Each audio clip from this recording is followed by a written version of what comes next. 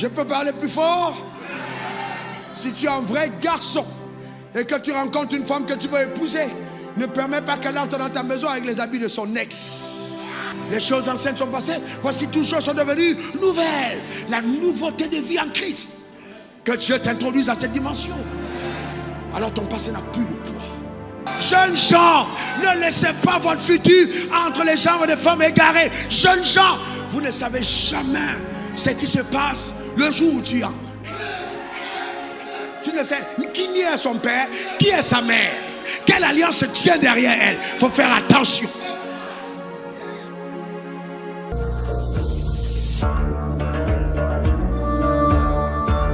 Ne va pas faillir à ton égard.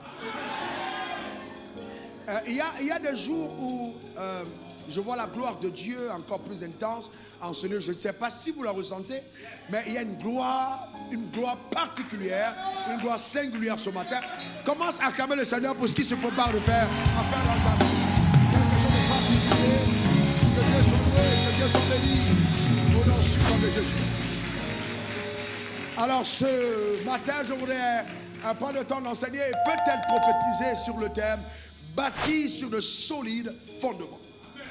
Bâtir sur de solides fondements. Ce message qui a 5 axes va vraiment bouleverser ton existence. Ah oui. J'ai dit vraiment bouleverser, vraiment bouleverser. S'il y a des messages que l'enfer redoute que tu entendes, c'est ce type de message. Je te garantis qu'il y aura une migration, un shifting, un repositionnement de par la parole que tu vas entendre. Je prie le Seigneur. Père, au nom suprême de Jésus, je veux bénir ton saint nom pour ta fidélité. Je te remercie pour ces instants divins. Je bénis ton nom pour ta sublime présence au milieu de nous et qui est transportée par les airs, partout où la voix se fait entendre, ta voix au travers de la mienne.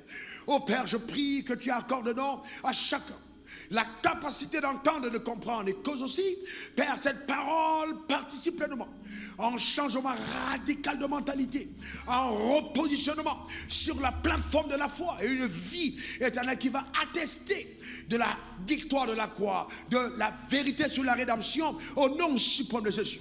Que ton nom soit glorifié, parce que Seigneur, cette parole ne rentre pas à toi sans accomplir.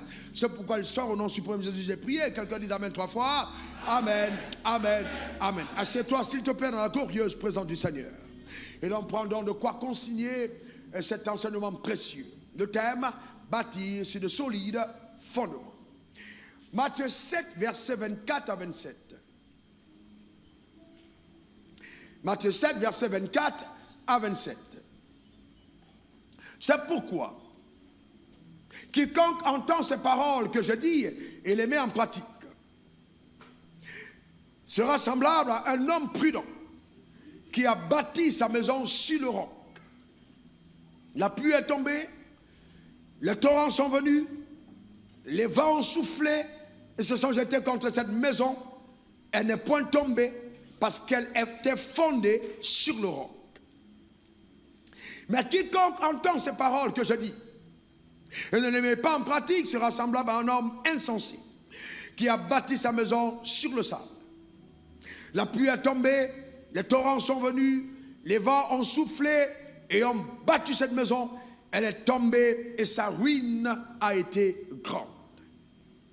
En lisant ce texte, sinon nous voulons justement ne pas appartenir au lot des insensés et que nous voulons être un homme prudent, un homme sage, la question qui nous viendra tout de suite à l'esprit, c'est mais comment faire donc pour bâtir sur le roc, sur des fondements solides?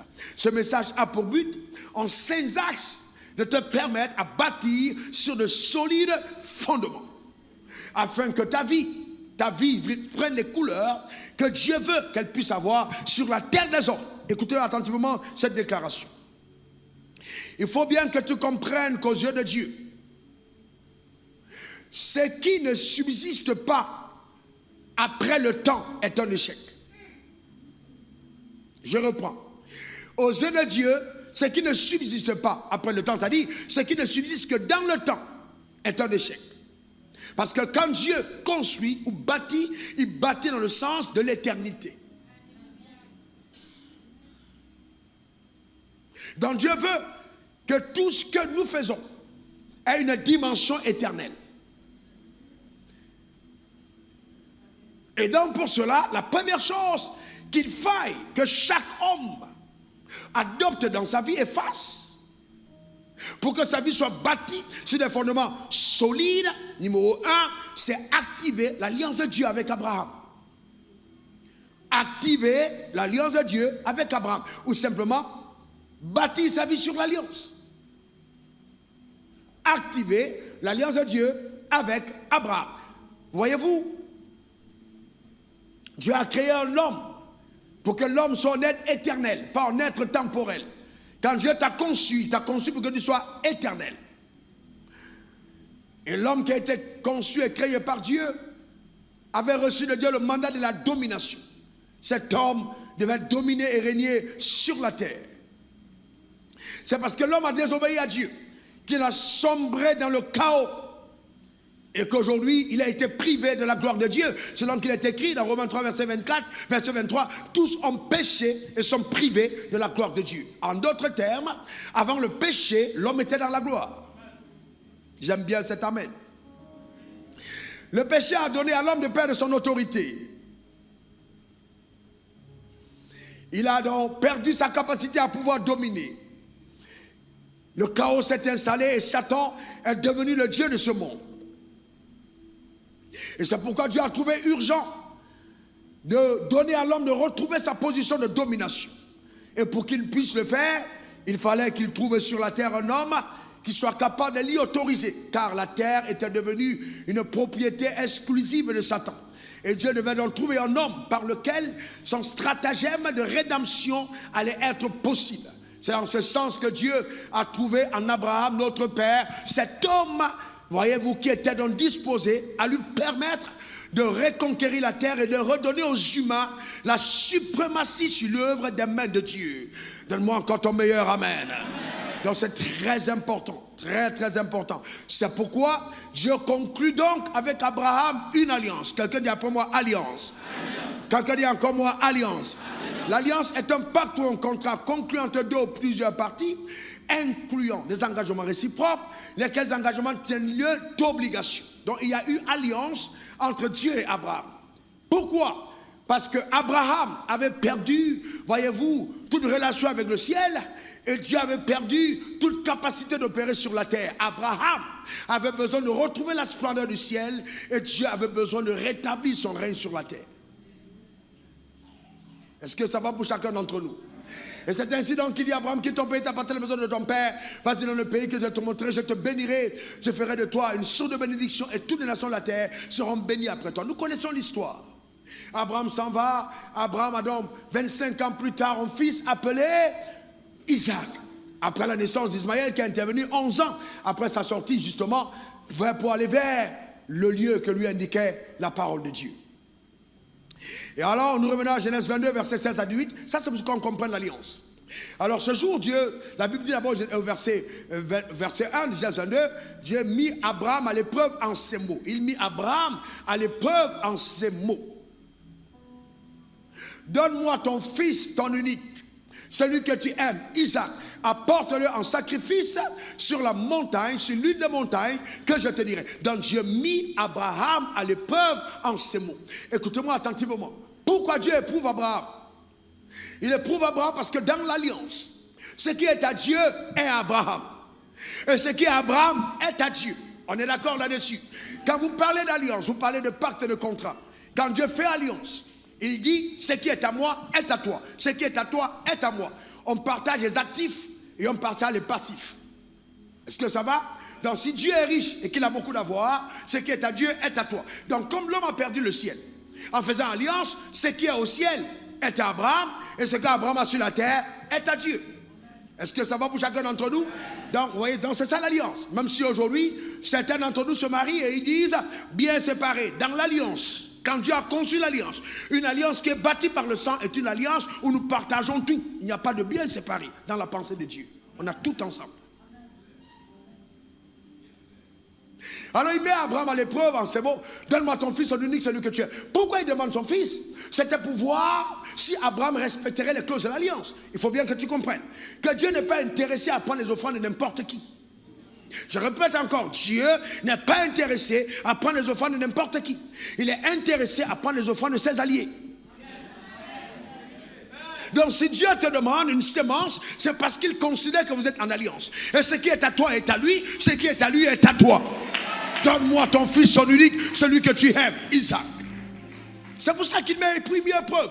Donc quand Abraham prit ce fils Isaac et qu'il décidait de l'amener sur la montagne, Dieu voulait trouver par le stratagème de son intelligence élevée. Souffrez un peu que j'élève le niveau. Écoutez-moi très bien, écoutez-moi attentivement. Je n'ai pas de stratagème. Je n'ai pas de stratagème. Dieu a des lois qui permettent à son royaume de fonctionner. Est-ce que vous êtes avec moi? Et dans cette loi, il y a la loi de la mesure. Cette loi dit, quand tu mesures la mesure avec laquelle tu te sers.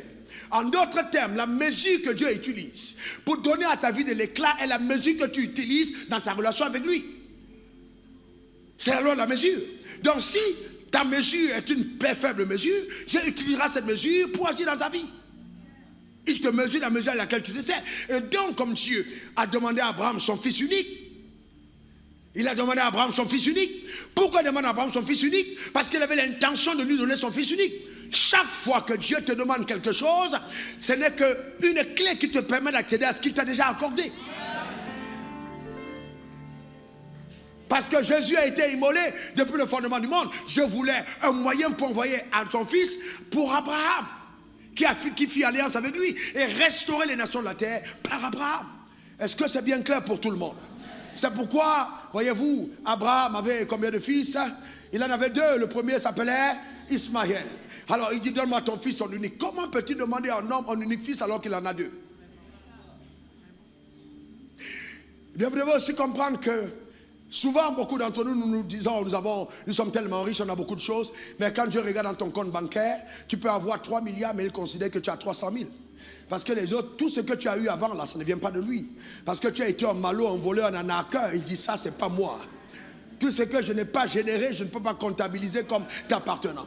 Parce que quand Dieu te rencontre, il a envie de faire de toi quelqu'un d'important. Il n'a pas envie que tu t'aides toi-même, parce qu'il est alpha et oméga. Amen. Est-ce que quelqu'un comprend? Il y a des gens qui veulent faire de Dieu l'oméga alors qu'il n'a pas été le alpha. Donc Dieu dit, donne-moi ton fils en unique. Dieu lui-même avait deux fils. Le premier s'appelait Adam. Mais le premier Adam aussi, aux yeux de Dieu, était perdu. Parce que la mort l'a séparé d'avec Dieu. Est-ce que vous voyez? Donc, les deux étaient dans la même condition. Les deux premiers fils n'étaient pas comptabilisés. Donc, il n'y avait que deux. Le deuxième fils qui étaient des fils qui comptaient. Donc, l'unique fils. Abraham s'en va. Il marche avec son fils pendant combien de jours? 3 jours. Jésus fait combien de jours dans la tombe? Vous pensez que c'est le hasard? Abraham est sacrifié où? Sur une montagne. Jésus meurt dans la vallée ou sur la montagne? Sur la montagne. Pendant qu'il part avec son fils. Le fils dit, voici le bois, voici le feu, mais où est l'agneau du sacrifice? Et Jésus aussi parle en disant, Père, pourquoi m'as-tu abandonné? Il y a similitude, pas de la part de Dieu, mais parce que Abraham a agi de cette manière. Dieu était obligé d'intervenir dans la vie d'Abraham à cette dimension. Suivez-moi attentivement, je parle d'alliance, écoutez-moi bien, écoutez-moi attentivement, c'est pourquoi vous devez changer votre mentalité. Il y a des choses que Dieu est obligé de faire dans ta vie. Tu n'as pas compris, j'ai dit Dieu est obligé de faire dans ta vie. Regardons ce texte parce que c'est une alliance. Voilà ce que l'alliance stipule. Verset 22, 16 plutôt. Genèse 22, 16. Regardez, je ne jure pas. Dieu a dit, je ne jure pas moi-même. Donc il engage son aide. Parole de l'Éternel. Parce que tu as fait cela. Pas parce que vous avez fait, mais parce que tu as fait cela. Et que tu ne m'as pas refusé ton fils en unique, c'est ce qu'il dit. Je te bénirai et je multiplierai ta postérité comme les étoiles du ciel et comme le sable qui est sur le bord de la mer. Et ta postérité possédera les portes de ses ennemis. Continuons. Toutes les nations de la terre seront bénies en ta postérité parce que tu as obéi à ma voix. Donc il signe un accord avec Abraham en disant parce que tu as fait ça, ta postérité sera bénie. Clair et net. Donc il y a une obligation de bénédiction qui pèse sur ta vie. Il faut bien que tu comprennes que tu dois activer cette alliance dans ton système de pensée. Tu dois bâtir ta vie sur cette alliance. Est-ce que quelqu'un comprend? C'est très important. Ta vie doit être fondée sur cette alliance. Dieu va le faire à cause d'Abraham ton père. Amen. C'est extraordinaire la parole, extraordinaire. Et vous savez, Souvent nous disons Dieu est bon. C'est vrai qu'il est très très bon. Et nous pensons que toutes les choses qui arrivent, c'est Dieu simplement qui les impose. Non. Non. Il y a des choses que notre foi et notre compréhension avec Dieu imposerait au ciel. Il y a des choses que Dieu fera dans ta vie parce que ta foi le lui a imposé. Vous êtes en alliance. Amen. Donne-moi ton meilleur amen. Amen. Donc Dieu le faisait pour conquérir la terre et tu entres en alliance avec Dieu pour que le ciel soit aussi ta patrie. Et Abraham a payé ce prix. Donne-moi encore ton meilleur amen. Donc, deuxième chose à comprendre, on est fondé sur cette alliance. Première chose à comprendre. Donc, ta vie est bénie à partir de cette alliance. Une promesse ferme. Dieu a engagé son trône. Toutes les nations de la terre seront bénies en ta postérité. Déclare après moi, je suis béni en Abraham. Encore déclare-le fermement. Une troisième fois. Alors, attendez que je dise quelque chose d'autre. Alors, vous avez entendu, j'ai vu des gens dire, il faut qu'on aille en Israël. On va aller en Israël, on va adorer en Israël, sur la terre sainte. J'ai vu des gens qui partent se rebaptiser en Israël. Je ne comprends pas d'où vient cette folie.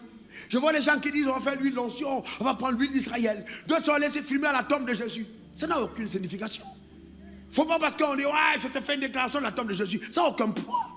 Ça n'a aucun poids. Moi, je te fais une déclaration de mon village et ça aura un impact sur ta vie. Pas à cause du lieu, mais à cause de la révélation que j'ai de mon appartenance avec Dieu par l'alliance. Donc ne vous faites pas marquer, c'est l'huile qui vient de tel endroit. Non. Il y a une alliance avec Dieu. Et Dieu a dit, toutes les nations de la terre seront bénies en ta postérité. Donc c'est important que tu comprennes cette alliance. Dieu a obligation de te bénir. Dis pour moi, je suis béni en Abraham. Et je vais vous dire une chose, hein. Tu n'es pas moins béni que le juif. Ah non.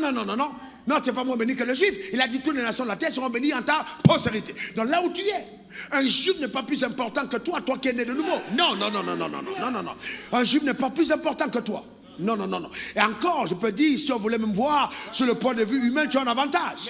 Tu as un avantage parce que tu n'as pas tué Jésus, tu n'as pas versé le sang de Jésus, tu n'as pas baptisé Jésus, mais les Juifs l'ont fait. Et Jésus a dit que ce sang retombe sur vous et sur vos enfants. Donc tu n'es pas maudit en Christ, tu es béni. Déclare pour moi, je suis béni. Encore, je suis béni. Arrêtez les stigmates de la malédiction rattachée à la peau noire. Quel que soit ton continent, quelle que soit ta zone, eh bien, il faut bien comprendre que ce qui rend important aux yeux de Dieu, ce n'est pas la couleur de ta peau, c'est d'abord la révélation sur l'alliance. C'est sur l'alliance, c'est ce qui te rend important. Ça n'a rien à voir avec ta peau. Donc, sortez des complexes. Décomplexez-vous. Donne-moi ton meilleur amen. Le problème que certains d'entre nous avons dans cette zone, c'est la couleur de peau. Décomplexons-nous. Quelqu'un qui est né de nouveau, c'est un autre être. Il faut te décomplexer. Alléluia. Amen. Touche ton voisin, tu dis décomplexe. Décomplexe. Alléluia. Deuxième chose à faire, écoute-moi bien, on en a 5, c'est de s'affranchir du règne de la mort. J'ai dit quoi? S'affranchir du règne de la mort. Romains 8, verset 1 à 2. Donc après, justement, bâtir sa vie sur l'alliance, il faut s'affranchir du règne de la mort. Oh mon Dieu, ouvre l'intelligence. Il n'y a donc maintenant aucune condamnation pour ceux qui sont en Jésus-Christ. En effet, la loi de l'esprit de vie, la loi de l'esprit. La Bible dit la loi. La Bible dit la loi, donc c'est une loi. La loi de l'esprit de vie en Christ Jésus m'a affranchi de la loi du péché et de la mort. Waouh! Donc ça veut dire que par la nouvelle naissance, Dieu t'a introduit au travers de Jésus-Christ dans une nouvelle loi. L'ancienne loi qui dominait ta vie était appelée loi du péché et de la mort. C'est pourquoi la maladie, la pauvreté, la faiblesse, la peur et Satan et ces démons pouvaient régner sur ta vie parce que tu étais sujet à la loi du péché et de la mort. Car il est écrit, l'âme qui pêche, c'est elle qui mourra. Mais cependant, Jésus ayant porté à la croix tes péchés, Jésus ayant porté à ta croix ta condamnation, et t'ayant accordé sa justice, il t'a introduit dans la loi de l'esprit de vie. Donc aujourd'hui, la loi du péché et de la mort est sans pouvoir sur ta vie. Alors qu'est-ce que tu dois faire? Tu dois t'affranchir de cette loi du péché et de la mort. Je m'en fous de ce que mon père et ma mère ont fait. Mes aïeux l'ont fait. Je ne suis plus, amen, sujet à cette loi. Alors les gens m'ont dit, il faut livrer des combats spirituels. La malédiction va venir de ton père. Ça là, ça ne concerne que ceux qui prennent ce message. Quant à toi, tu es une nouvelle créature. Ta manière de dire amen m'inquiète. Donne-moi ton meilleur amen. Ton père n'a qu'à été le plus grand vampire, mais la nouvelle naissance a fait de toi quelqu'un d'important. Tu n'es plus sous la loi du péché et de la mort. Et Dieu lui-même, de par son intelligence, qu'est-ce qu'il fit? Il fit sortir Abraham de ce terrasse adorateur d'idoles. Il n'a pas cherché Abraham à l'église parce qu'il était ordonné. Il a pris comme adorateur d'idoles et il a changé en père d'une multitude de nations. Donc si notre père était idolâtre et est devenu donc le père des nations, ton passé ne peut pas plaider contre ton futur. Impossible. Parce que son père était un adorateur d'idoles, mais Dieu a fait de lui un homme de foi qui a bouleversé les nations. Je décrète, déclare et établis la splendeur de Dieu dans ta vie de façon remarquée dans le nom suprême de Jésus. Ta vie passe à un autre palier.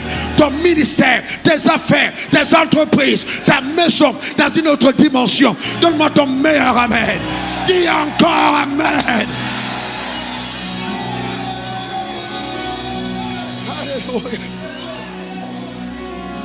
Le tout n'est pas de dire que je le sais, mais ce sont des choses que tu dois affirmer tous les jours, dont tu dois t'en souvenir tous les jours. Et dis, Saint-Esprit, aide-moi à ne pas oublier cette vérité. Donc Jésus t'a introduit dans le règne de la vie. Assieds-toi, par la nouvelle naissance.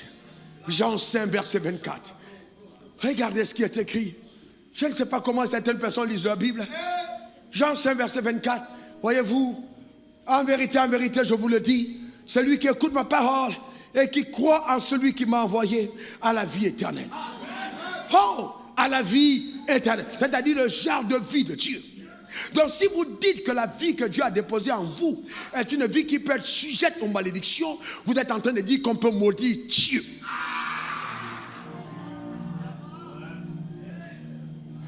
Parce que Dieu a infusé dans ta vie sa vie. Donc si quelqu'un dit qu'il peut te maudire, c'est qu'il maudit Dieu. C'est impossible. Mais il faut que dans ton mindset, dans ton système de pensée, tu t'affranchisses de la loi du péché et de la mort. Ce qui t'arrive, arrive parce que tu permets que ça arrive, pas parce que ça doit arriver. Il faut que tu comprennes que tu as été affranchi. Car celui qui a le Fils a la vie. Celui qui n'a pas le Fils n'a pas la vie. Celui qui a le Fils a la vie. Celui qui n'a pas le Fils n'a pas la vie. Celui qui a le Fils a la vie. Celui qui n'a pas le Fils a la vie. N'a pas la vie. J'ai le Fils, j'ai la vie. J'ai le Fils, j'ai la vie. J'ai le Fils, j'ai la vie. J'ai le Fils, j'ai la vie. J'ai le Fils, j'ai la vie. Alléluia. Amen. Celui qui n'a pas le Fils n'a pas la vie. Amen. En d'autres termes, l'objet de notre vantardise, ce ne sont pas nos voitures. Ce ne sont pas nos coiffures. Ce ne sont pas nos make-up. Ce ne sont pas nos ongles. Ce ne sont pas nos tailleurs. Ce ne sont pas nos costumes. Mais c'est d'abord ce que nous sommes à l'intérieur. Celui qui a le Fils a la vie. Alléluia. Je me vante parce que j'ai le Fils qui est en moi. Donne-moi encore ton meilleur amen. Dis encore amen. Celui qui a le Fils a la vie. Nous devons ramener la fierté d'appartenance au royaume des cieux. Tu n'es pas important parce que tu manges dans le grand restaurant. Tu es important parce que le plus grand habite dans ton corps. Amen. Alléluia. Celui qui a le Fils a la vie. Gloire à l'agneau. Amen. C'est suffisant pour t'arracher de la louange. À ton lever le matin, lever les mains vers le ciel en disant, Seigneur, tu m'as donné la vie. Alléluia. Celui qui a le Fils a la vie. La vie. Amen. Et la Bible dit que tu es devenu une nouvelle création. 2 Corinthiens 5 verset 17 à 20. Si quelqu'un est en Christ, il est une nouvelle créature. Les choses anciennes sont. Les choses anciennes sont. Je suis en train de prophétiser et dire, écoute-moi bien, que dès maintenant à l'écoute de ma voix, tout ce qui était ancien, avant que tu ne rencontres Christ, qu'il y ait renouvellement. Et que les choses nouvelles arrivent dans ta vie. Au nom suprême de Jésus. Les choses anciennes sont passées. Le drame, c'est qu'on a beaucoup de croyants nés de nouveau, mais qui ne se baladent toujours avec les choses anciennes. Hey, hey. Je peux parler plus fort? Si tu es un vrai garçon et que tu rencontres une femme que tu veux épouser, ne permets pas qu'elle entre dans ta maison avec les habits de son ex. Ne vous fâchez pas, oh, les sœurs. N'entre pas dans la maison avec les habits de l'ex. Il faut tout laisser. Tout ce qui symbolise ton appartenance dans ces relations doivent rester. C'est ce que Dieu dit. Toutes les choses anciennes sont passées. Je suis ton père et je ne tolère pas que tu entres dans ma maison avec les affaires de mon ennemi. Tu mets tout ça de côté. La pauvreté de côté. La malédiction de côté. La maladie de côté. Toutes ces choses de côté. L'échec de côté. Je t'amène dans mon royaume. Hey! What the God say? Guide yourself. What the God say? Hallelujah. Amen. Alléluia. Les choses anciennes sont passées. Amen. Est-ce que tu sais que Dieu, quand il te regarde, il te donne des qualificatifs pour te montrer la profondeur de l'alliance. À des moments, il dit, quand tu pries, il dit notre Père. Mais à des moments, il t'appelle sa fiancée. Hey, même l'homme le plus méchant fait un effort d'être gentil dans les fiançailles. Qui est fou. Parce qu'aucune femme n'ira plus loin quand elle a vu le visage d'un homme méchant. C'est pour ça qu'il peut ouvrir la portière, qu'il peut inviter au restaurant, alors que lui-même il sait que c'est pas comme ça qu'il est. C'est pas comme ça. C'est pour ça que certaines femmes ont mangé et ont bu le bon vin avant. Et le mauvais vin dans le foyer. Alors que Dieu dit non, moi je suis un gentleman. Ce que je te montre au début, ce n'est que le petit. Plus on marche ensemble, plus je vais te montrer qui je suis. Afin que ton ex là, avec qui tu étais en mariage, se rende compte qu'il y a gars et gars. Donne-moi encore ton meilleur ami. Qu'il n'y a même pas de similitude entre moi et ton ex. Parce qu'il faut bien comprendre que la nouvelle alliance la nouvelle naissance est un mariage, est une alliance, c'est un divorce. Ah bien, tu as laissé tomber ton ex. Alléluia. Et Dieu est en train de te préparer. Il est en train de refaire ton make-up, de refaire tout avec tout, parce qu'il dit on va aller au mariage. Hey, toute l'attention est sur toi. Dès que tu tousses à 2h du matin, il t'appelle, est-ce que tu vas bien? Tu te rappelles, ton gars, il t'appelle à 3h du matin, demain tu vas bien. Vous n'êtes pas encore marié. Il t'appelle, vous faites 3 heures de conversation. Certains, quand ils arrivent au mariage, on appelle, hey, pourquoi tu déranges le travail? C'est pas comme ça, Dieu. Dieu, c'est autre chose. Oh, que Dieu t'amène à un autre niveau. Il t'amène à une autre dimension. Demande ton nouvel Amen. Amen. Dieu est extraordinaire. Les choses anciennes sont passées. Voici toutes choses sont devenues nouvelles. La nouveauté de vie en Christ. Que Dieu t'introduise à cette dimension. Alors ton passé n'a plus de poids. Il n'a plus de poids. Alors maintenant, pourquoi est-ce que certaines personnes n'arrivent pas à ce niveau-là? C'est parce que, suis-moi bien, le troisième point n'a pas lieu. Ça s'appelle renouveler son intelligence. J'ai dit quoi? Renouveler son intelligence. Renouveler son intelligence. Donc, premièrement, tu bâtis sur l'alliance. Deuxièmement, tu t'affranchis totalement du règne de la mort. Tu t'affranchis clairement. Troisièmement, tu renouvelles ton intelligence. C'est ton processus volontaire et conscient. Romains 12, verset 2. Ne vous conformez pas au siècle présent. Oh, soulignez siècle présent. Il y a une lumière derrière ça. Ne vous conformez pas au siècle présent. Mais soyez transformés par le renouvellement de l'intelligence, afin que vous discerniez quelle est la volonté de Dieu, ce qui est bon, agréable et parfait. Le siècle présent. Mais vous savez quoi? Écoutez-moi attentivement, jeunes gens. Écoutez-moi bien. Certains d'entre vous qui n'avaient pas encore 25 ans, la vie que vous voyez là n'est pas ce qui a été quand nous avions 25 ans. Quand la Bible dit siècle présent, c'est qu'il y a évolution des mœurs selon les siècles. Alors quand vous regardez la télévision avant, regardez même en 1970, par là, 1950, on était loin d'imaginer qu'une femme pouvait veiller à la télé et qu'elle montre même une petite fraction de ses seins. C'est un scandale planétaire. Qu'on soit païen ou pas païen, cette femme ne pouvait pas passer à la télé.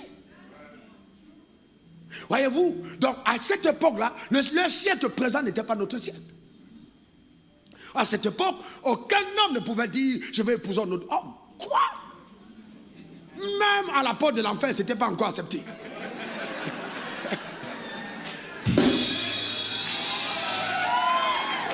Vous savez, quand il dit je bâtirai mon église et les portes du séjour du monde ne vont pas triompher contre elle, c'est que Satan a stratégiquement conçu le relâchement des démons selon les saisons. Donc il y a des démons qui ne pouvaient pas opérer en cette saison-là parce que Satan les avait attachés, la mentalité des hommes ne pouvait pas accepter. Donc il les relâche au fur et à mesure.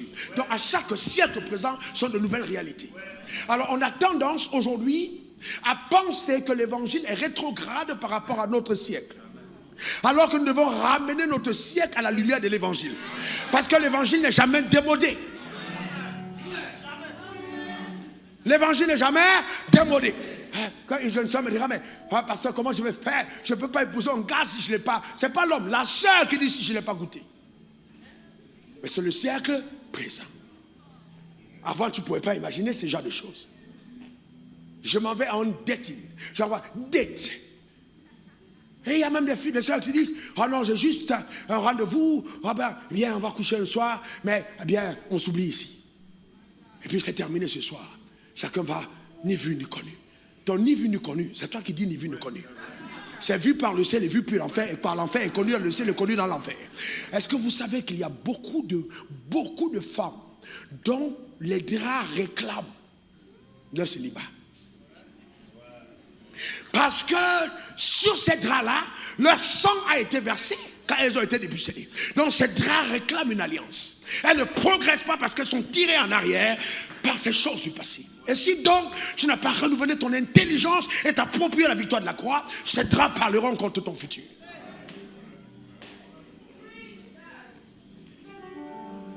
Donc il y a des vérités face auxquelles il faut faire face.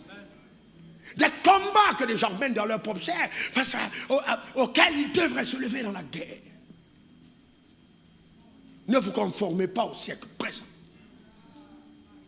J'ai posé à une sœur intelligente et je lui ai demandé, est-ce que tu penses qu'une femme qui se balade sur Internet en montrant ses formes, en filmant selfie de fesses, ça dit par derrière, en montrant toutes ses formes, si tu étais un homme, toi-même tu l'aurais épousé?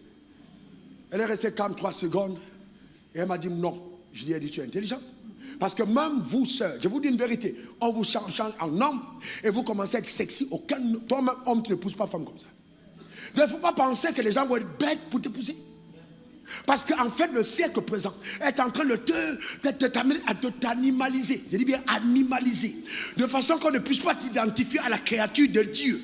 Mais comme un animal. C'est pour ça qu'on appelle sexy. On aurait pu trouver un autre mot en disant, par exemple, divini. Parce que c'est... Ouais, ben pourquoi on n'a pas dit divini? On a dit sexy. Comme pour dire clairement que quand tu portes ça, comprends que c'est une affaire de sexe. Ou bien mariage. Mais on dit sexy.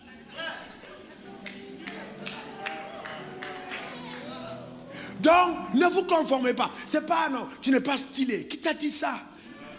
Est-ce que vous savez que la beauté d'une femme n'est pas toujours révélée parce qu'on a vu ses formes? Mais que le mystère de la beauté d'une femme, c'est quand tu vois son visage, même son bout de nez, et puis elle passe. Il n'y a même rien. Mais elle est belle. Et c'est tellement dramatique que vous voyez, c'est tellement criard que vous voyez même des sœurs dont le corps est désavantageux, mais qui se plaquent.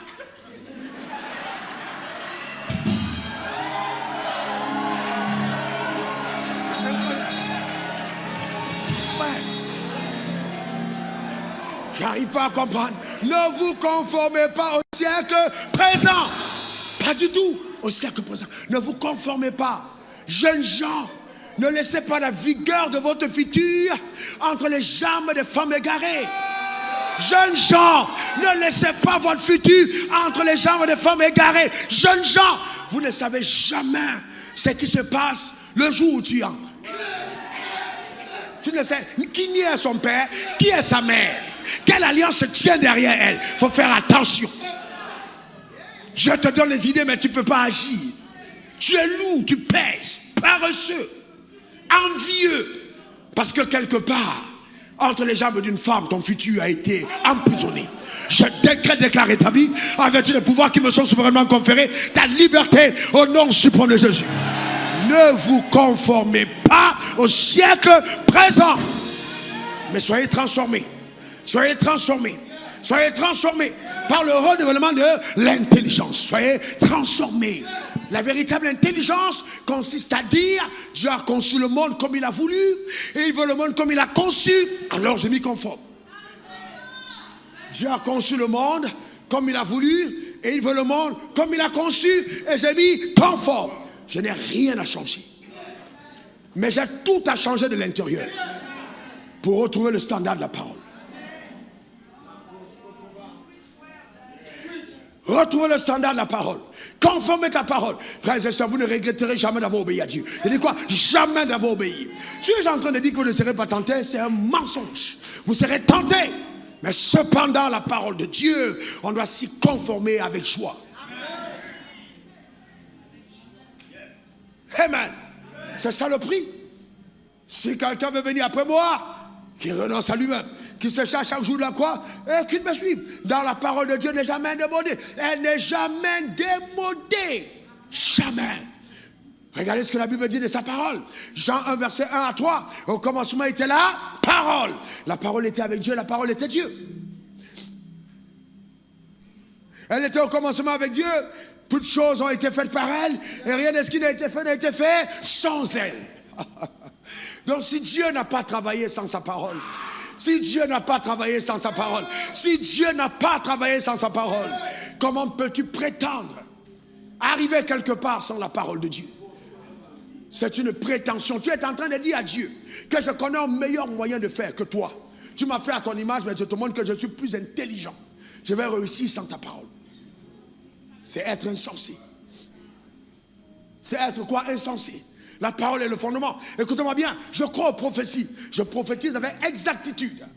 La dernière fois aux États-Unis, avec exactitude, précision chirurgicale, exactitude. Il n'y a pas, ça c'est même pas, il faut même pas. Je peux te regarder, je lis tes pensées.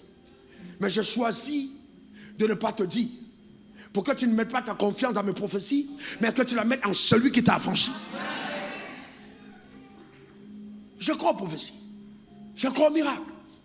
Tous les jours, on a des témoignages. Des choses incroyables. Mais il faut faire confiance à la parole. Jean 8, verset 31 à 32. Il dit aux Juifs qui avaient cru en lui: si vous ne demeurez pas dans ma parole, si vous demeurez dans ma parole, vous êtes vraiment mes disciples. Si vous demeurez dans ma parole, vous êtes vraiment mes disciples. Verset 32. Vous connaîtrez la vérité. Vous connaîtrez la vérité. Et la vérité vous affranchira. En d'autres termes, ce qui m'a franchi de la loi du péché et de la mort, c'est la connaissance de la vérité. Je dois connaître. Je dis quoi? Je dois connaître la vérité. Alléluia. Amen. Je dois connaître la vérité. Tel doit être ton engagement de cœur. Ouh, il n'a pas dit si vous allez à l'église, vous êtes vraiment mes disciples. Non, c'est pas ce qu'il a dit. Il dit si vous demeurez dans ma... Ça veut dire que quand tu regardes l'église, il y a beaucoup de membres, mais il y a très peu de disciples. Les disciples sont ceux qui demeurent dans la parole. Pas sur WhatsApp, pas sur Twitter, pas sur les découpes d'Instagram ou de Facebook, mais avec une relation avec la Bible. Comment peux-tu prétendre écouter la voix de ton maître si tu n'as pas appris à écouter la voix de sa parole? C'est par la lecture de la parole et la méditation qu'on soit accoutumé à la voix de Dieu. Voilà ma femme qui est là à côté, demande-lui. Si je dis, Dieu m'a dit, demandez quelle est son attitude. Dis, attends. Si elle dit Dieu m'a dit, prends ton micro, dis-leur quelle est ta réaction.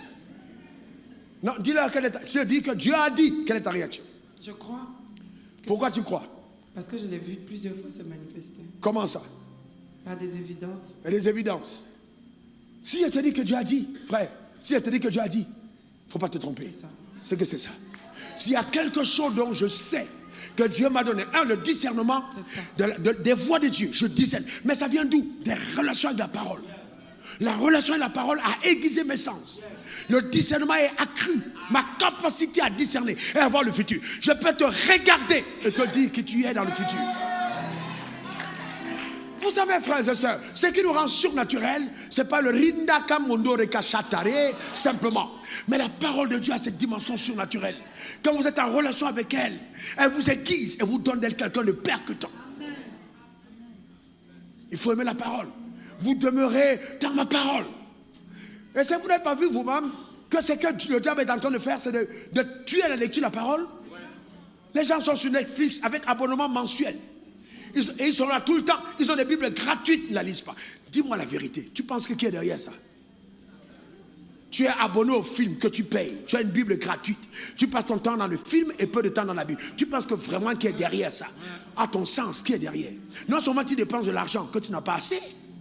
Et la Bible qui peut te donner l'argent, tu ne la lis pas pour rester dans la pauvreté. Ils ont un problème. Ils ont un problème. Un sérieux problème. Ton avenir est déterminé par ton temps d'intimité avec sa parole. J'ai dit quoi? Ton avenir est déterminé par ton temps d'intimité à la parole. Écoute-moi bien, serviteur de Dieu, écoute-moi. Je vais vous dire quelque chose. Un jour, Dieu a parlé, quand j'étais en relation avec lui, et j'ai dit, quand je suis allé prêcher quelque part, que si je meurs pauvre, ne m'enterrez pas. Vous savez d'où m'est venue cette conviction-là? Ce zèle, je l'ai écouté quand Dieu m'a parlé. Quand Dieu s'est révélé à moi, j'ai dit, c'est terminé. Dieu ne peut pas m'avoir montré ça et puis je m'arrête. Impossible. Les choses que Dieu te donne dans sa parole, rien ne peut l'arrêter. Non, impossible. Le monde n'a qu'à monter et descendre. Est-ce que vous savez que Dieu a donné plus de crédibilité à sa parole? Ça peut être choquant. Il a donné plus de crédibilité à sa parole qu'à lui-même. Il a mis sa parole au-dessus de lui. Il dit, pour que vous connaissiez ma fidélité, ma loyauté, référencez-vous à ma parole. C'est fort ce que Dieu a fait. Il a donné à sa parole une telle dignité, une telle autorité. Tu ne peux pas régner la parole. Il dit, le ciel et la terre passeront. Mais ma parole ne... Il dit que sa parole ne va jamais passer. Il y a des gens qui veulent aller au ciel, mais Dieu dit, le ciel et la terre passeront. Mais ma parole ne passera pas. Donc il va détruire le ciel, détruire la terre, mais la parole n'est pas détruite. Donc quelqu'un qui a la parole devient plus important que le ciel et la terre. Donc quand tu as la parole, c'est plus important que le ciel et la terre, parce que la parole te pénètre et te donne d'être enrobé de la nature de Dieu. Au commencement était la parole était avec Dieu, la parole était Dieu. Est-ce que vous savez que celui qui lit sa Bible mange Dieu? Est-ce que vous savez que celui qui lit sa Bible mange Dieu? On a condamné les gens d'être cannibales, alors qu'il y a des gens qui mangent Dieu tous les jours. La parole tu manges. La parole tu manges. La nature de Dieu t'est communiquée dans la relation et la parole. Donne-moi encore ton meilleur amen. Dis encore amen. Oh, que Dieu nous transporte dans cette dimension. Et vous savez, Dieu m'a averti. Pasteur, écoutez-moi bien, pas simplement d'ici et d'ailleurs. Dieu m'a montré le visage de quelqu'un que je connais, à qui je veux parler, je n'ai pas encore parlé. Mais il m'a dit, dis-lui, 40% de son ministère attire les gens vers son église. 40% de son ministère attire les gens vers lui, et 20% attire les gens vers moi. C'était fort. 40% vers l'église, 40% vers lui, et 20% vers moi. Et il y a des églises où 40%, 80% c'est vers le pasteur. Et moi-même, je me suis remis en cause. Est-ce que vous comprenez? Et il dit, dis-lui, 40%. Eh, venez, vous êtes membre de la foi, membre de la foi. Mais on a cessé de parler du royaume des cieux. Les gens attirent comme des commerciaux des gens vers leurs églises. Mais quand ils entrent, on ne les ramène pas à Christ. On attire les gens comme des commerciaux à l'église pour voir le pasteur. Oh, le pasteur va te toucher, le pasteur va faire ci. Mais on ne les ramène pas à Christ. Alors que Dieu veut que dans ta propre chambre, alors que tu te mettes à genoux au bord de ton lit, que tu vomisses le cancer que tu avais, que tu craches la maladie qui était en toi, que tu déclares ta maison est sauvée, que Dieu va t'amener à cette dimension. Est-ce que j'ai dit de ne pas faire confiance au pasteur? Si, fais-moi confiance. Mais il faut grandir dans ta relation. Il faut être indépendant. Que le pasteur ne soit pas toujours là pour être appelé, parce qu'un seul intermédiaire doit être appelé constamment. Il s'appelle Jésus. Quand tu cites son nom, il n'y a pas de répondant au ciel. On n'a pas dit Dieu en voyage. Allô, vous êtes au ciel? Est-ce que vous pouvez laisser votre message? Parce que Dieu s'est déplacé, il est en Asie. Jamais. Allô, oui. Je suis la secrétaire de Dieu. Je m'appelle Ange Miché. Vous voulez parler à qui? À Dieu le Père. Oh, il est occupé. Hein? Dieu le Père, il est fatigué, il dort. Il a trop travaillé hier à la veillée du temple de la foi. Est-ce que vous pouvez revenir? Laissez-moi votre message, je lui dis. Jamais. Vous pouvez entendre cette fois si vous m'appelez. Allô? Allô? Ici le temple de la foi. Vous voulez parler avec la foi? Oh, il est occupé, laissez votre message. C'est normal. Ne vous fâchez pas. Je ne suis pas omniprésent. Ah ouais. Mais quand vous appelez au nom de Jésus, vous tombez derrière. Il décolle le téléphone. Avant que tu parles, oh, comment tu vas mon fils? Comment tu vas ma fille? Comment tu vas ce matin? Eh, papa, ne t'inquiète pas. Ne t'inquiète pas. Est-ce que tu as lu la parole aujourd'hui? Qu'est-ce que tu as compris dans ce que j'étais en train de te dire? Alors c'est comme ça que le Saint-Esprit commence une relation entre toi et ton Père. Il commence à te consoler, à te restaurer par la propre parole. Il te ramène à sa parole. Pour dire, est-ce que tu as vu ma parole? Fais confiance à ma parole. Je pardonne à ceux qui sont repentants.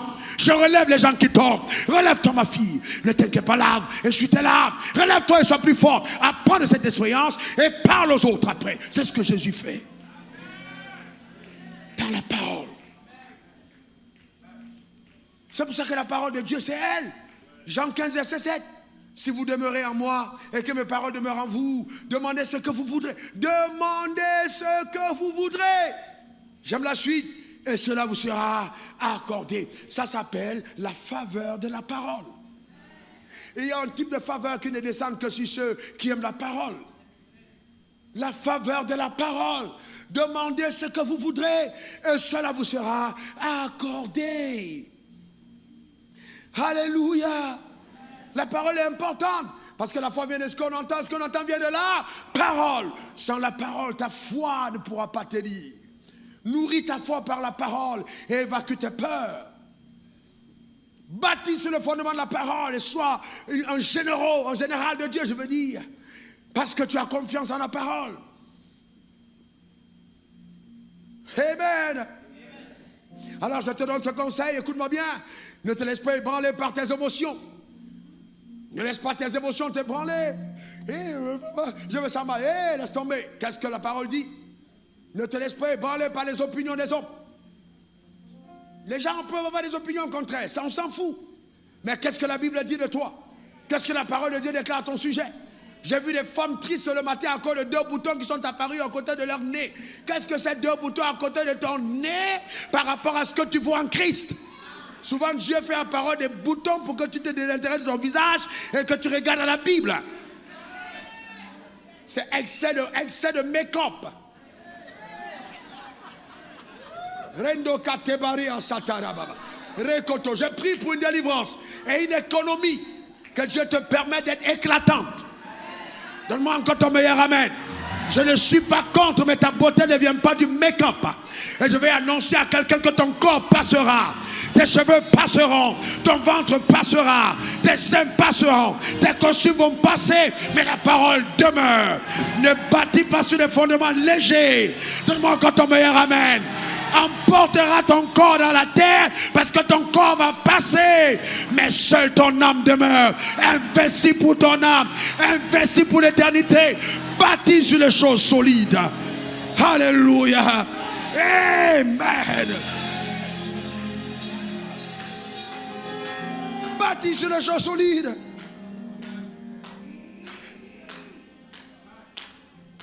Oh mon Dieu.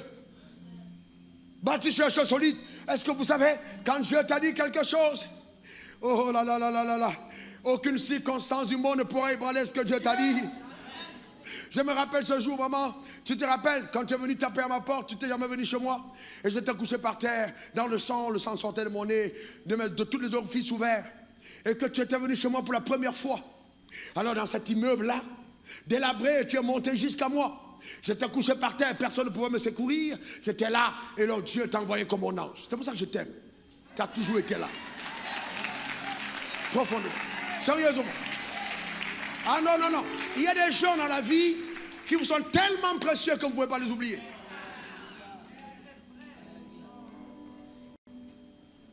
Ah ouais.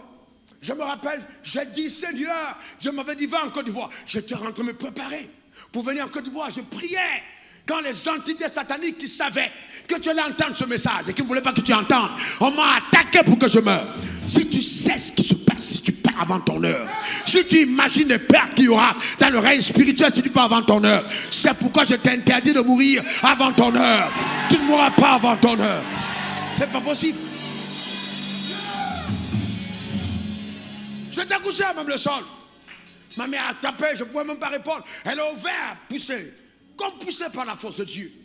Dieu t'enverra de l'aide. Elle a crié, elle a appelé au secours. On m'a porté, on a mis dans la voiture. Dès qu'on a mis dans le taxi, il s'est tourné, il a dit à maman, courage. C'est fini pour lui, là, terminé. Vous savez ce que j'ai fait? Je ne pouvais pas laisser un taximan décider de ma vie. Moi qui ne parlais pas, j'ai réuni toute ma force.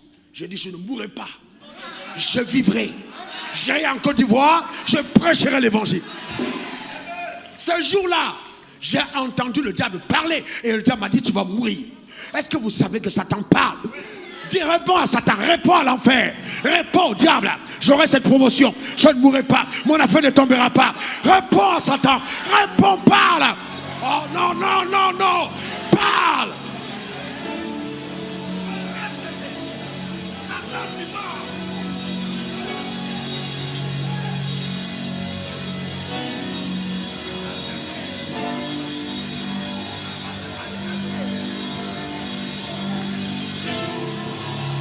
Dis-moi, comment peux-tu voir ta vie sombrer, ton avenir se noyer et tu es silencieux? Tu pleures, ça ne va rien changer. Parle. Au moins Dieu ne t'a pas volé ta langue. Au moins Satan n'a pas fermé ta bouche. Parle le langage de Dieu. Déclare la parole.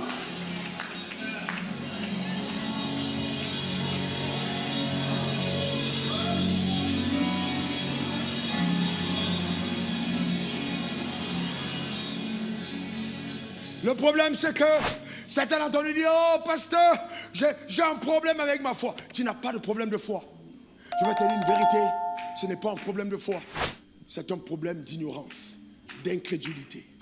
Le drame, c'est que ce que je vais te dire aujourd'hui, ça va te secouer. Ça, c'est l'école biblique. L'école du potier, une partie, je suis en train de te dire. Le vrai problème, c'est quoi? C'est pas le manque de foi, parce que tu l'as. À chacun d'entre nous est déversé une mesure de foi. Et certaines personnes pensent que j'ai besoin d'une grande foi. Jésus a dit, si vous avez la foi comme un grain de sénévé, et vous dites à ces sycomores, déracine-toi, plante-toi dans la mer. Vous imaginez un baobab qu'on voit voler sur le plateau comme ça, tomber dans la lagune, parce que quelqu'un a prié. Je vois ta vie faire des exploits.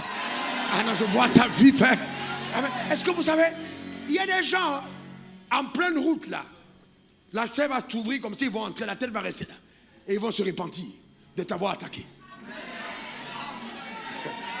Ils vont se repentir. Oh, mon Dieu. Est-ce que si tu sais qu'on n'a pas utilisé tous les pouvoirs que nous avons, tous les pouvoirs que tu as, c'est une question d'ignorance, d'incrédulité. Si vous avez la foi comme un grain de sénévé, et vous dites à ce sycomore, déracine-toi de là et jette-toi dans la mer. La Bible dit cela va s'exécuter. Donc le problème, c'est qu'en fait ta foi est là, mais tu ne l'actives pas à cause de l'ignorance. Tu ne crois pas que Dieu est capable de t'amener à un palier de productivité remarquable. Voilà le vrai problème. Voilà le vrai problème. Donc s'il te plaît, je voudrais te rappeler rapidement certaines choses. Un, qui tu es devenu en Dieu. Je vais te rappeler qui tu es devenu en Dieu. Ce que tu es devenu en Dieu. De deux, que tu as reçu son pouvoir. Jean 1,12, tu as ce pouvoir. Tu as reçu le pouvoir de Dieu. Tu es devenu enfant de Dieu. 1 Jean 3, verset 1, tu es enfant de Dieu. Voyez quel amour le Père nous a témoigné pour qu'on soit appelé enfant de Dieu. Nous le sommes. Jean 1,12, tu as reçu le pouvoir. 1 Jean 5,12, tu as la vie de Dieu en toi. Dis, j'ai la vie de Dieu en moi. 4, tu es d'en haut. Oh, I love it. J'aime ça. Dis, je suis d'en haut. Encore. Bon, comme tu ne dis pas bien, je vais terminer à bien. Dis, je suis d'en haut. Ce texte, en fait, comme on le lit, certains ne comprennent pas quand on dit d'en haut, là. C'est pas seulement vous dites tu es au ciel. Regardez, en fait. Voici comment ça se passe. Vous avez le trône de la puissance de Dieu ici. Vous avez le trône de la puissance des ténèbres. Là, vous avez la terre en bas. Donc, quand on n'est pas né de nouveau, on est de la terre, dans le règne des ténèbres au-dessus de nous. Si vous comprenez ça? Est-ce que vous comprenez ce que je suis en train de dire? Donc, c'est-à-dire, on est de la terre. Donc, la puissance des ténèbres est le deuxième ciel. Donc quand on est de nouveau, quand on est mort en Christ, non mort en Adam, on a perdu la place du troisième ciel. Donc on est resté au premier ciel. Donc Satan était au-dessus de nous, il était notre chef. Quand on est né de nouveau, Dieu nous a repris de la terre. Il nous a amenés maintenant à appartenir ici. Donc quand il dit qu'on est d'en haut, il est en train de dire que notre juridiction est au-dessus de celle du diable. Nos pouvoirs sont au-dessus de celle de Satan. Donc on n'a pas à craindre. C'est pourquoi, écoutez-moi bien, c'est pourquoi Jésus disait, il parlait de lui comme le Fils de l'homme qui est Dieu, qui est descendu d'en haut. Il parlait toujours d'être en haut. Et moi, je vais te dire, quand tu parles avec Satan, rappelle-lui que tu es d'en haut. Ah ouais, tu es d'en haut. Ne fais pas référence à ton village. C'est pas ça le plus important. Ton village est en bas. Parle de la cité céleste. Parle de Sion. Parle de ton appartenance à cette cité. Parle de là où tu es. Tu es en haut. Annonce que tu es en haut. Dis que tu es en haut. C'est très important. Rien que le fait que ça sorte de ta bouche, ça fait peur à Satan. Parce qu'il sait que tu sais qui tu es. Dis encore après moi, je suis d'en haut. Encore. Et vous savez quoi? Oh, je peux continuer? Ici en haut, là, c'est la lumière. Ici, c'est le noir. Donc quand il dit que tu es d'en haut, tu es du règne de la lumière. Ah non, il n'y a rien de commun entre la lumière et les ténèbres. Eh bien, donc, voyez-vous, si tu comprends ces choses, ta vie est enracinée, voyez-vous, dans des fondements solides. Tu es au-dessus de Satan. Tu as autorité sur l'enfer. Parce que Dieu t'a donné le pouvoir de marcher sur les serpents et les scorpions, sur toute la puissance de l'ennemi, et rien ne pourra te nuire. Et en plus, tu es héritier de Dieu. Dis après moi, je suis héritier de Dieu. Encore. Une dernière fois. Alors, qu'est-ce qui te reste à faire après tout ce que tu as appris? Est-ce que quelqu'un d'intelligent peut me répondre? Qu'est-ce qui te reste à faire maintenant? Qu'est-ce qui te reste à faire? Après, amen. Après donc que tu as bâti ta vie sur l'alliance. Après que tu sois affranchi du règne de la mort. Après que tu aies renouvelé ton intelligence. Amen. Alors maintenant, dis-moi. Quand tu arrives à cette dimension, qu'est-ce qui te reste à faire? Après que tu sais qui tu es devenu en Christ, il te reste à vivre par la foi. Simple. L'arrivée par la foi, ça veut dire croire en Dieu. 5e point, vivre par la foi. Tu dois vivre par la foi. Dis, je vis par la foi. Encore. Écoute-moi bien. La vie par la foi consiste à l'adoption des pensées de Dieu. La vie par la foi consiste à l'adoption des pensées de Dieu et à leur proclamation. Je déclare et je parle. Hey, dis Amen. Amen. Oh, alors là, ça veut dire que tu dois faire quoi? Adopter la pensée de Dieu et remplacer quoi? La mentalité d'esclave par celle de roi. Remplacer la peur par la foi. Remplacer la maladie par la santé. Remplacer la pauvreté par la richesse et l'abondance. Remplacer la faiblesse par la force. Nous croyons, c'est pourquoi nous parlons. La foi appelle les choses qui ne sont pas comme si elles étaient. Que Dieu te bénisse. Et que ce message te poursuive tous les jours de ta vie. Et s'attache à ton âme pour que tu révèles la nouvelle personne que tu es en Christ. Donne-moi 3 bons amen. Que Dieu te garde. Lève ta main vers le ciel. Rends grâce à Dieu pour la parole. Rends grâce à Dieu pour la parole. Rends grâce à Dieu pour la parole. Rends grâce à Dieu pour la parole. Rends grâce à Dieu. Bénis le Seigneur pour cette parole que tu as entendue.